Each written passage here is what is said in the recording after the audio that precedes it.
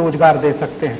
ऐसा ही एक तीसरा छोटा सा निवेदन, हमारे घरों में साबुन आता है, Lux, Lifebuoy, Liril, Rexona, Pears, कहने, पामोलिव, जॉनसन एंड जॉनसन वगैरह वगैरह, ये सब साबुन क्यों खरीदते हैं? एक बार मैंने एक भाई से पूछा कि लक्स से क्यों नहाते हो? कहने लगा माधुरी दीक्षित कहती है। एक दूसरे से पूछा कि तुम क्यों लगाते हो? कि हेमा मालिनी कहती है। तो कभी माधुरी दीक्षित और हेमा मालिनी कुएं में गिरेंगे तो हम भी गिरेंगे? ये बेवकूफी मत करिए। और मैं, शायद आपको मालूम नहीं है कि माधुरी दीक्षित की या हेमा मालिनी या कोई भी फिल्मी हीरोइन लक्स से नहीं नहाती, साबुन से नहीं नहाती। तो आप पूछेंगे मुझको कैसे मालूम?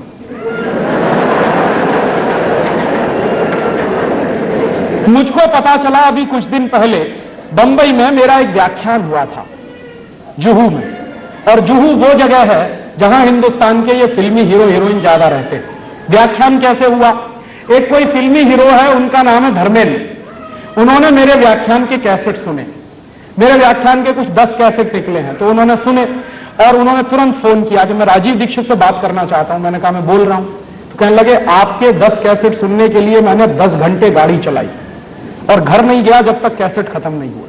मैंने कहा बहुत अच्छी बात है, क्या लगा आपको? मैं आपका एक व्याख्यान करना चाहता हूं। मैंने कहा जरूर करिए, मैं आऊंगा। क्या आपकी फीस क्या है? मैंने कहा मैं फीस नहीं लेता कभी व्याख्यान के लिए। कहने लगा अच्छा फिर तो मुझे खुशी है, आप आइए। मैंने कहा जरूर आऊंगा, एक ही शर्त है कि जितने फिल्मी हीरो हीरोइन है उनको सबको बुलाइए ज्यादा से ज्यादा। तो उन्होंने कहा मैं कोशिश करता हूं। तो क्या हुआ, उनका एक बंगला है लोनावाला में, पूना और बंबई के बीच में, वहां उन्होंने व्याख्यान रखा। मैं गया, ज्यादा लोग तो नहीं आए, कुछ 25-30 लोग आए थे। उनके बीच में मीटिंग हुई, बातचीत हुई, बहुत सारे सवाल पूछे। जब खत्म हो गए उनके सवाल तो मैंने उनसे कहा कि अब मैं एक सवाल पूछूंगा। तो हेमा मालिनी से मैंने पूछा कि आप मुझे बताओ कि लक्स से नहाती हो? नहीं। लाइफ बॉय से नहाती हो? नहीं। कहने से नहाती हो? नहीं। लिरिल से नहाती हो? नहीं। मैंने कहा आप नहाती भी हो? तो कहने लगी नहाती तो रोज हूं। मैंने कहा फिर किससे? तो उन्होंने बताया चने के आटे में मलाई डाल के नहाती हूं, माने बेसन में मलाई डाल के नहाती हूं। तो मैंने कहा अगर आप बेसन में मलाई डाल के नहाती है तो ये बात पूरे देश को क्यों नहीं बताती? कहने लगी डर लगता। मैंने कहा क्या डर लगता? कि अगर हिंदुस्तान की सभी बहनों ने बेसन में मलाई डालकर नहाना शुरू किया तो सब हेमा मालिनी हो जाएंगे। तो मेरी तो कुर्सी खतरे में पड़ जाएगी। तो आप ये जान लीजिए कोई भी फिल्मी हीरोइन साबुन से नहीं नहाती। क्यों? उसका कारण है, जितने साबुन हैं वो बनते हैं कास्टिक सोडा से, और कास्टिक सोडा शरीर की त्वचा के लिए बहुत खराब होता है। और आप ये चाहें तो प्रयोग करिए, साबुन से नहाइए, नहाने के 20 मिनट के बाद जब आपका शरीर सूख जाए तो नाखून से ऐसे लाइन खींचिए, सफेद रंग की लाइन खींचेगी। और आजकल ठंडी का दिन है, साबुन से नहाइए, 10 मिनट बाद आपका पूरा चेहरा सफेद सफेद हो जाए। क्यों? उसमें जो कास्टिक सोडा है वो आपकी शरीर की त्वचा से चिपक जाता है, चाहे जितना पानी डालिए धुलता नहीं। इसलिए साबुन सबसे रद्दी चीज है। तब आप पूछेंगे बेस्ट क्वालिटी क्या है? बेस्ट क्वालिटी है मुल्तानी मिट्टी, मिलती है अभी भी इस देश में, खरीद लाइए बाजार से। क्या करें उसका?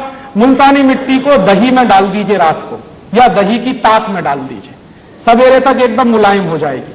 उसको पेस्ट बनाइए, शरीर पर ऐसे ही लगाइए जैसे साबुन लगाते हैं, और नहा लीजिए गर्म पानी से, एकदम फ्रेश हो जाएंगे आप। दूसरा तरीका, चने का आटा माने बेसन, उसमें मलाई मिलाइए, पेस्ट बनाइए, उसको रगड़िए और उससे नहाइए। तीसरा तरीका, आप जो है अपने घर में ले आइए मसूर की दाल का आटा, मसूर की दाल होती है उसको पिसवाइए, उसका आटा बनता है, उसमें शहद मिलाइए, मध मिलाइए और उसका पेस्ट बना के उससे शरीर को लगाइए और गर्म पानी से नहाइए, आपकी स्किन एकदम सॉफ्ट हो जाएगी। चौथा तरीका, मुल्तानी मिट्टी लीजिए, अरीठा का पाउडर लीजिए, शिकाकाई पाउडर लीजिए, तीनों को बराबर बराबर मात्रा में मिलाइए, डिब्बे में बंद करके रखिए, 1 साल तक इसका कुछ नहीं बिगड़ता। नहाने के 20 मिनट पहले 1 चम्मच पाउडर 1 गिलास पानी में डाल दीजिए और उस पानी से पहले शरीर के बाल धो लीजिए, आपके बाल टूटना बंद हो जाएंगे। और फिर उसी पानी से शरीर से नहा लीजिए, आप कोई साबुन लगाने की कभी जरूरत ही महसूस नहीं होगी। और आपको मैं बताऊं सबसे अच्छा, आपके यहां अकोला में गाय के गोबर से एक साबुन बनता, और गाय के गोबर से जो साबुन बनता है, पिछली बार मैं आया था यहां से खरीद के ले गया था और मैंने मेरे सब दोस्तों को बांटा, मैं भी नहाता हूं। मैं आपको सच बताऊं कि उस साबुन से नहाने के 10 मिनट के बाद शरीर में से खुशबू निकलती। फिर एक दिन मैंने पुराने कुछ ग्रंथ खोजे तो मुझे पता चला कि हिंदुस्तान में जब यज्ञ किया जाता था तो किसी भी राजा को यज्ञ करने से पहले गोबर से स्नान करना जरूरी होता था। भगवान राम ने भी यही किया था। जब भगवान राम ने यज्ञ किया तो गोबर से स्नान किया था, तब यज्ञ करने के लिए बैठ पाए थे। तो शास्त्रों में इसका वर्णन है और गोबर से स्नान करना बहुत ऊंची बात है। आपके घर में अगर देसी गाय है तो उसके गोबर से आप सीधे स्नान कर सकते हैं, नहीं है तो आपके अकोला में बनता है इतना अच्छा साबुन, और अगर आप वो खरीदेंगे तो पैसा कहां जाएगा? अकोला का पैसा यही रहने वाला। और वो साबुन यहां के किसी गौशाला में बनता तो आपका दिया गया पैसा जाएगा कहां? गौशाला में जाने वाला। उस गौशाला को चलाने वाले कुछ भाइयों को रोजगार मिलेगा। और मेरी तो कल्पना है कि ऐसी गौशालाएं गांव गांव गली गली घर घर में खुल जाए और उनमें से ये गोबर निकलेगा, साबुन भी बनेगा, दूध बनेगा, घी निकलेगा, क्या क्या नहीं होगा। पूरे हिंदुस्तान की अर्थव्यवस्था बदल सकती है। तो आप ये फालतू के साबुन खरीदना बंद करिए। मुल्तानी मिट्टी से नहाइए, अरीठा, शिकाकाई, मुल्तानी मिट्टी के पाउडर से नहाइए, या फिर चने के आटे से नहाइए, या फिर आपके गांव में जो गोरस का गोबर से साबुन बनता है उससे नहाइए। हिंदुस्तान का हर साल हम सैकड़ों करोड़ रुपया बचा सकते हैं।